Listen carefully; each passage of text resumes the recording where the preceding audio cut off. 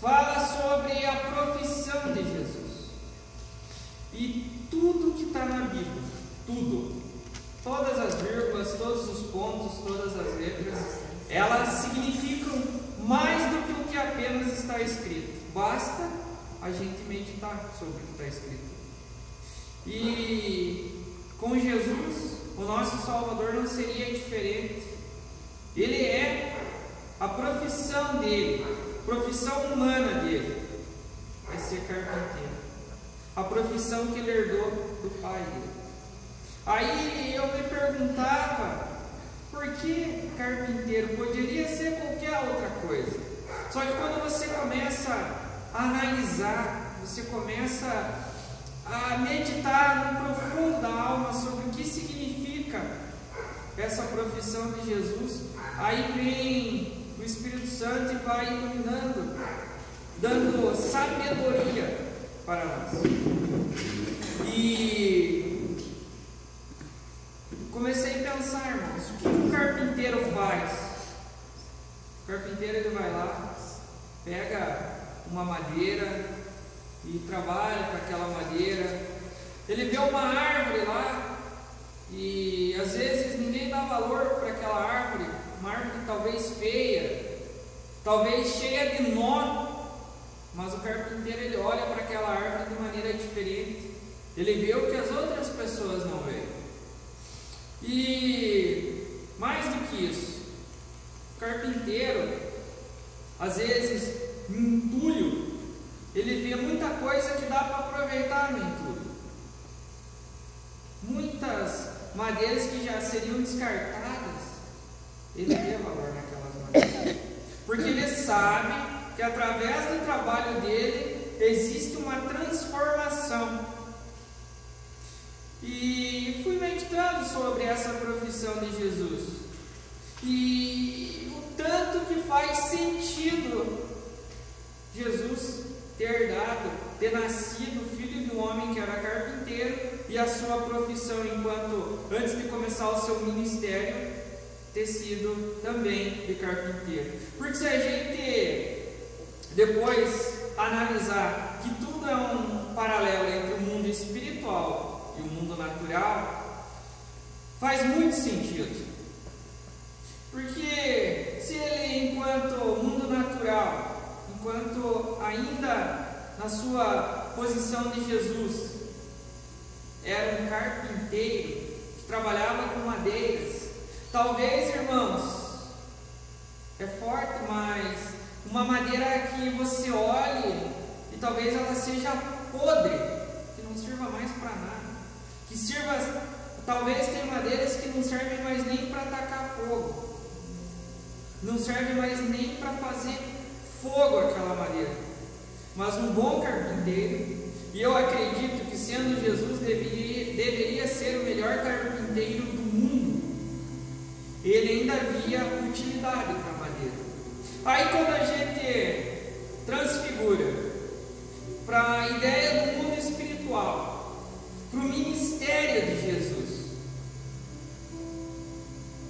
como ele trabalhava com as suas mãos, tratando das madeiras, fazendo artefatos, talvez coisas descartadas, com essas mesmas mãos ele curava pessoas.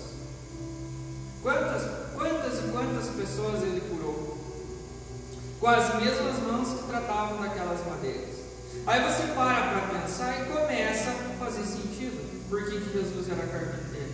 Quanta gente que já estava considerado um lixo para a sociedade naquele tempo, que já tinha talvez dado seu período de serventia, já tinha virado obsoleto, já não era mais cabível talvez nem para fazer fogo na época. Pessoas completamente à margem, mas Jesus ia lá e com aquelas mãos, as mãos do carpinteiro, que antes no mundo natural serviam para tratar de madeiras, agora tratam de pessoas.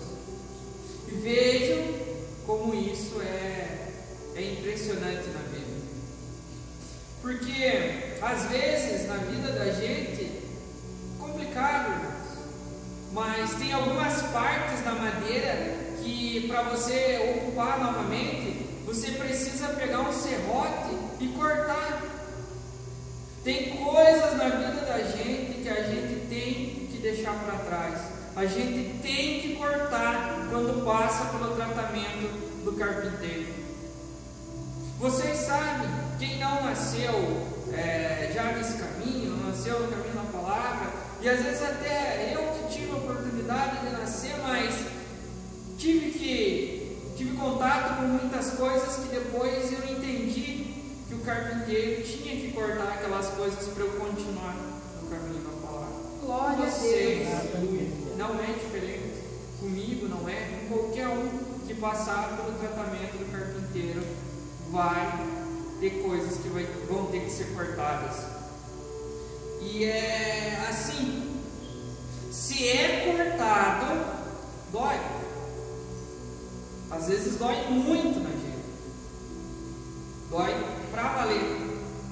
Só que faz parte, irmãos. Quando aquela coisa já estava descartada, não servia mais para nada, todo mundo via como um lixo, ele vai lá e pega e corta de um lado, pega o cepilho e raspa de um lado, raspa do outro. Ele vai lá e talvez tem que bater um prego e atravessar de um lado para o outro. Às vezes nem um prego não resolve, tem que ser uma meia dúzia de parafuso. Só que daqui a pouco aquela madeira que não era mais nada vira alguma coisa que tem muita serventia. Aquilo que era um lixo jogado vira um item que as pessoas precisam usar. Aí, voltando, transfigurando para o mundo espiritual, fica muito claro. Aquilo que às vezes para as pessoas era um lixo, vem aqui para dentro e aqui tem uma coisa útil para fazer. Porque Deus, Ele sabe, Jesus, Ele sabe o que as pessoas são úteis, no que as pessoas são boas, Ele vê de dentro para fora. Só que aí, irmãos, ainda era uma madeira. Talvez ainda nós, com muitos pregos, com muita dor, com muita coisa que teve que ser cortada, ainda faltava alguma coisa, irmãos. E volto a bater na questão de que tudo faz sentido. Quando você termina um móvel, principalmente se ele for de madeira recuperada, ele pode ter a serventia. Preste atenção nisso, que para mim foi muito revelador. Aquele móvel lá, sei lá, uma cadeira, as pessoas usam, elas sentam, só que ainda está feio, irmãos. Ainda está feio, ainda não sabe, não está legal, não agrada, ainda falta alguma coisa. Aí, transfigurando para o mundo espiritual, aquela pessoa que ainda falta alguma coisa, aquela pessoa que ela já está útil, ela já tem serventia, ainda faltava alguma coisa. Lá na madeira a gente vai e passa tinta, lá na madeira a gente vai e passa um verniz, aí fica lindo, fica bonito. Quando vai para o mundo espiritual, o que o carpinteiro fez por nós, o que ele passou em nós? O seu sangue santo. Glória a Deus. Em cada um que o carpinteiro santo, carpinteiro celestial, em cada um que era um lixo, em cada um que estava podre, em cada um que não servia para mais nada, que as pessoas já tinham chutado, já tinham mandado para o aterro. Esse aterro, às vezes, irmãos, era para ser embaixo da terra. O carpinteiro foi lá e trabalhou, foi lá e põe um prego, foi lá e cortou o que precisava cortar, pegou uma lixa e passou e doeu. E para finalizar, ele foi lá e colocou o seu sangue santo, revestiu o poder do seu sangue santo. Aleluia. E aí, irmãos, é uma nova criatura. Aí tem a procuração dele para viver uma nova vida. Então, irmãos, às vezes tem dias que é tão difícil que a gente tinha que escutar, mas a gente é levantado para falar. E a mesma coisa que eu falo para vocês, e graças a Deus toca no meu coração, não importa, nem que esteja podre, irmãos. O carpinteiro santo Ele vai levantar, Ele vai passar o seu sangue remido e vai ser uma nova criatura. Vocês creem nisso, irmãos?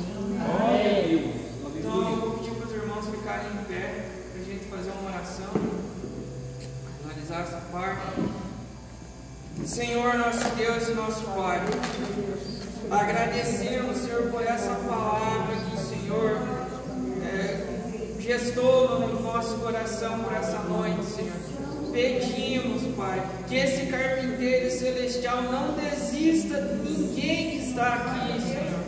Em nome de Jesus, e aquele que ficou na casa, Senhor, aquele que o carpinteiro ainda não encontrou, Senhor, pedimos, Senhor, de alguma maneira, Senhor, faz com que o carpinteiro encontre, Pai, que abra uma oportunidade, um espaço, Senhor, para que ele possa trabalhar, Senhor. Se for preciso botar um prego, vai doer, Senhor, mas bota um prego, Senhor. Se for preciso torcer ainda mais rústico, Senhor, passar um parafuso, Senhor, passa um parafuso, meu Deus. Mas, Senhor, não deixa de aparar nenhuma aresta. E por fim, Senhor, derrama o seu sangue santo remido, Senhor, para que sejamos novas criaturas, Senhor. E se pro mundo não tem valor, Senhor, que aqui dentro tenha, Senhor, em nome de Jesus, Senhor. É o que te pedimos e te agradecemos em nome de Jesus. Amém.